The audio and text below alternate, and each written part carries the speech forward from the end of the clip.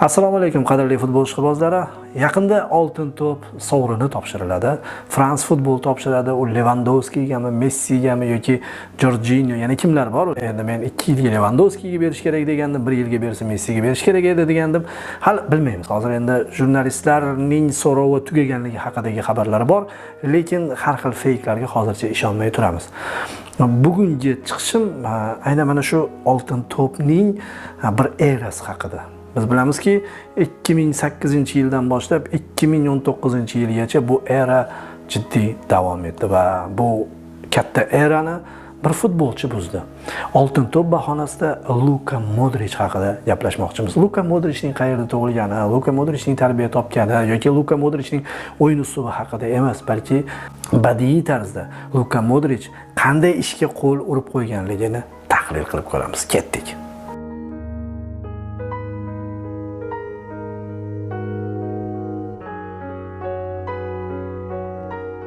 Oltin to'p sovrini o'tgan asrning o'rtalaridan beri topshirib kelinayotgan bo'lsa-da, boshqalar ham men kabi bu sovringa 90-yillar boshida e'tibor qaratgan bo'lsa kerak. Men ham juda e'tibor qaratganman deya olmayman. Yilning eng yaxshi futbolchilari ro'yxatiga qaraganimda bu sovrin Italiyadagi mundialdan boshlab o'z ahamiyatini topgandek tuyulaveradi. Futbolchilarni ham taniganim uchundir balki. Ha, men uchun ham Pele yetib bo'lmas cho'qqa, Cruyff otamning suyuklisi, Garrincha san'atkor, Messi sobiq ittifoq durdonasi, Yashin Qora Pantera va Tofik Bahram hakamlar siymosi bo'lib gavdalansa-da, ularni hayotim yo'lida parallel uchratmaganim uchun Maradonaning yoniga qo'ya olmayman. Diego do'stimdek, akamdek ko'rinaveradi. O'tmish yulduzlarni ham Papen va Van Basten'dagi gol ura olishmagan deb o'ylayveraman. Baggio siymosi kattaroq tuyulaveradi. Ulg'ayganim sari kuzatganim Zidane va Ronaldinho futbol akademiyasi uchun mukammal qo'llanma. Braziliyalik Ronaldo gol mashinasi bo'ldi. Futbol men uchun o'z saboqlarini shu tahlil berib bo'lgan go'yo. Magistraturada esa Beckham, Raul, Nedved, Del Piero, Bergkamp, Totti, Figu, Shevchenko, Kluivert va yana bir qator daholar qo'shimcha dars o'tib, futbolda bundan boshqa kashfiyot yaratib bo'lmayajakligini tushuntirib ketishgan menga.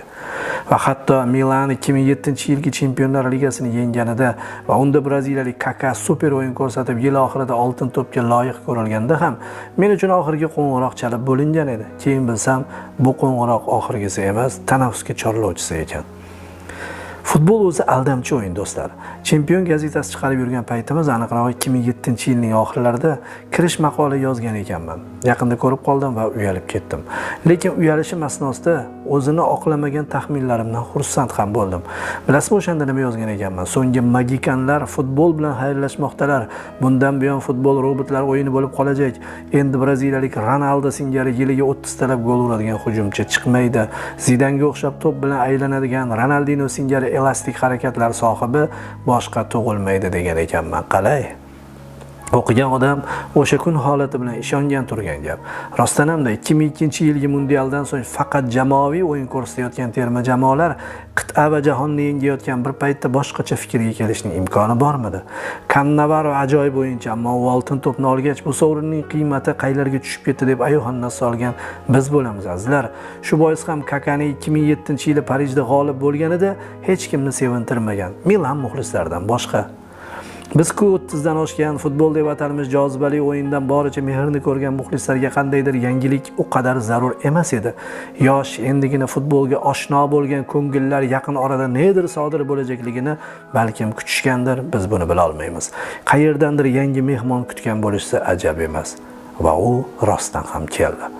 Futbolning shu joyda futbolligi tutib qoldi. U nedir yangi hodisa, hech qachon ko'rilmagan hodisa istab qoldi. Bu shunday hodisa bo'lishi kerakki, uzoq cho'zilsin, futbolning robotlar o'yiniga aylanib borayotganiga shama qilganlarga qattiq zarba bo'lsin. Shunday bo'ldi ham. O'sha lahzadan boshlab futbol meni yana yoshlikka, lekin g'alati yoshlikka qaytardi. Kap-katta odamman-u, Messicha va Ronichilar zamondoshiga aylanib qoldim. Misol uchun otamga qarayman. Uni biror bir futbolchi 40 ga yetganda oldingi davriga qaytara olmagan, Cruyffning nomini o'chirib yuborishga qudrat topmagan otam. Menda va mening tengdoshlarimda shu davr sodir bo'ldi. Qizig'i, bu davrni hech kim o'ylab topmadi. Kimdir aytayotganidek, ularni PR qilib shishirishmadi. Qandaydir kompaniya bu ish ustida bosh qotirmadi. Ularning ikkisi zamona zayli bilan, ko'ngil mayli bilan, futbol sayli bilan kirib kelishdi yashil maydonga. To'g'risi hozir Messi va Ronaldo haqida yangi gap ayta olmaymiz. Men faqatgina ularning atrofida bo'lib o'tgan hodisalarni bayon etish orqali o'zimiz qanday zamonga tushib qolganimizni tushuntirishga urinib ko'raman. Kaka 2007-yili Oltin to'p sohibi bo'lganda shu ikki yigit uning oldida jimgina turgan. Demakki, Leo ham, Krish ham futbolda mavjud odamlar edi. Lekin nega o'shanda hech kim bu ikki o'g'lonning 10 yil davomida shu dargohga tinmasdan tashrif buyurajakligini taxmin qila olmagan. Menimcha bu hodisa sodir bo'lishini faqatgina Messi va Ronaldoning o'zi o'sha kuni qalban his etgan. Axir ikkisi oltin to'p qo'ldan qo'lga o'tib kelayotgan bir matoh davrida yashashdi-ku. Barqarorlik degan tushuncha futbolda yo'qolib ketganini o'z ko'zlari bilan ko'rishdi-ku. Kakaning oldida turishardi-yu, aslida undan zo'r ekanliklarini juda yaxshi bilib turishardi ikkisi. Bu ularning ichki olamidan portlab chiqayotgan isyon edi. Ishonavering, futbol qay bir dahoni yuzaga chiqarar ekan, undan oldingi va undan keyingi davrni ham shunga bog'lab qo'yadi. Kaka o'sha kuni MU va Barsa afsungarlarining haqiqiy kuchini bilmagan. Yillar o'tibgina men oltin to'pni qo'lga kiritgan oxirgi yerlikman deganida o'sha kunlarda qanday gravitatsiya kuchiga qarshi turganini anglab yetgan. 2007-yil futboldagi ana shunaqa evrilish yili bo'lgandi. Keling endi chin dildan iqror bo'laylik-da, futbolni 3 davrga bo'lib chiqaylik. Pelegacha bo'lgan bolalik davri, Peledan 2007-yilgacha bo'lgan yoshlik davri va Kakaning oldida oltin to'pni oxirgi yerlik olayotganiga norizo holda turgan ikki o'g'lonning asri. 2008-yildan keyin bu sport turida balog'at davri boshlandi. Ha, balog'at davri. Chunki inson balog'atga yetgandagina barqarorlik hosil qiladi. Tetik turadi, kurashlardan charchamaydi, 5 marta yiqilsa 6 bor o'rnidan tura oladi. Bu Messi va Ronaldo davri bo'ldi. 2018-yilning eng yaxshi futbolchisi nomi Xorvatiya terma jamoa sardori Luka Modrichga topshirilganiga qaramay, aslida Leo va Krish davri tugadi deb bo'lmasdi, davom etyapti.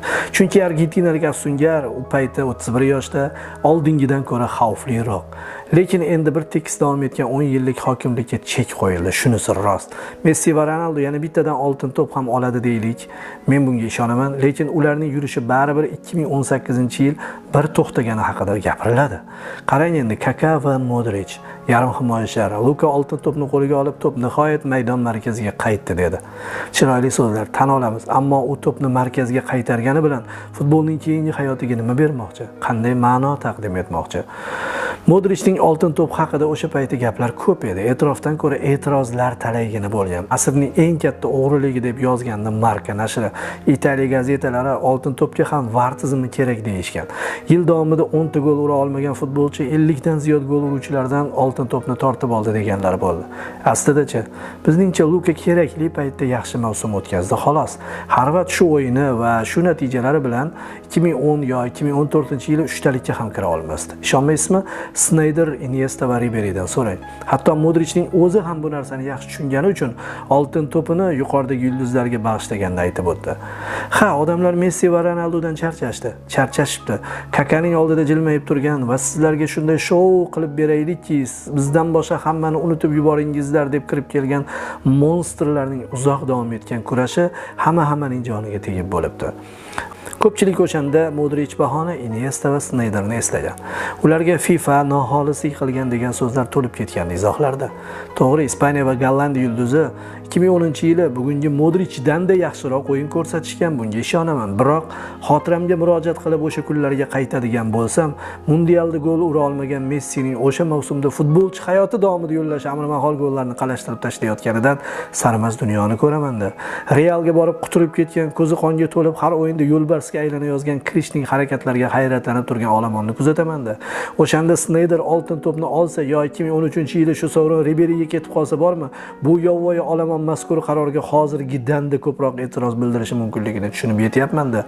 Messi va Ronaldoning o'sha kungi o'yinlarini bugunning ko'zi bilan, qaysiki har hafta bir xil kurashni ko'raverib charchab ketgan, ko'z bilan ko'rishga shoshilmang, o'sha kunning yorqin nigohi bilan tomosha qilib ko'ringchi, qanday ahvolga tushib qolar ekansiz. Muxlislar, mutaxassislar, jurnalistlar hammaga Argentina va Portugaliya yulduzlari juda ham jonga tekkanligi ma'lum bo'lib qoldi. FIFAning The Best'ida ham, Fransiya nashrining oltin to'pida ham kim bo'lsa bo'lsin shu ikkisi bo'lmasin deb istalgan yulduzni belgilab tashlayveribdi hamma. Grizmanni birinchi o'ringa, Mbappeni ikkinchi o'ringa, Modrichni uchinchi o'ringa qo'ygan bir jurnalistning intervyusini o'qidim. U Modrich olgandan xursand. Axir sen fransiyalik yulduzni belgilagansan-ku. Nega Xorvat yutsa shodlanasan deydigan odam yo'q. Chunki hamma bitta haqiqatni bilib turibdi. Kim olsa ham shu ikkisi olmasa bo'ldi edi. Adolat qaror topdi deyishimiz kerak baribir. Adolat gohida qaror topishi uchun o'z soniyasini bilsa bo'ldi ekan. Qachon katta sahnaga chiqishini anglasa bo'ldi ekan. Luka o'sha oltin pallaga to'g'ri kelib qoldi. Aks holda qanday qilib nozik harakatli Grizman kabi jahon chempionligini qo'lga kiritmasdan turib, Ronaldo singari hech qayerda to'p urar bo'lmasdan turib, Neymar kabi fint qila olmasdan, eng zo'r assistlikka da'vo ham qilmay, tashqi ko'rinishi liderligi bilan alohida ajralib ham turmay, hech qachon klubida birinchi raqamli yulduz bo'lmagan, texnik qobiliyati Messining yarmicha ham bo'lmagan yigit qanday qilib oltin to'p olishi mumkin edi? Aytinglar. Ana u ikkisidan qutulish uchun yangi ertak kerak edi olamga. Bo'ldi. Bu ertakning Zolushkasi bo'lganing bilan qutlaymiz, Luka. Endi seni tarixda futbolni eski holiga, yerga qaytarganing bilan eslaymiz. Shu ishni sen qilasan deb o'ylamagandik, lekin yangi telefon rusumini sotib oladigan vaqting keldi. Tabrik.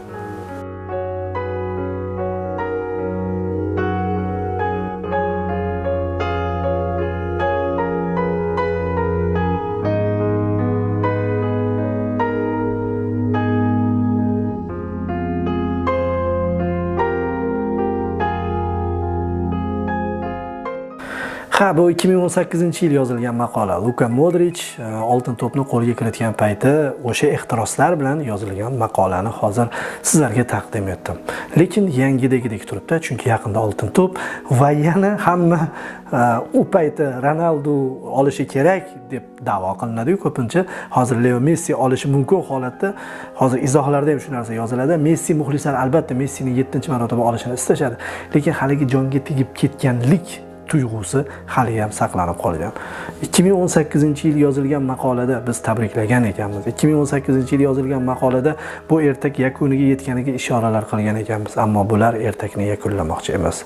Nima qilish kerak? Tushunmayman. Salomat bo'ling.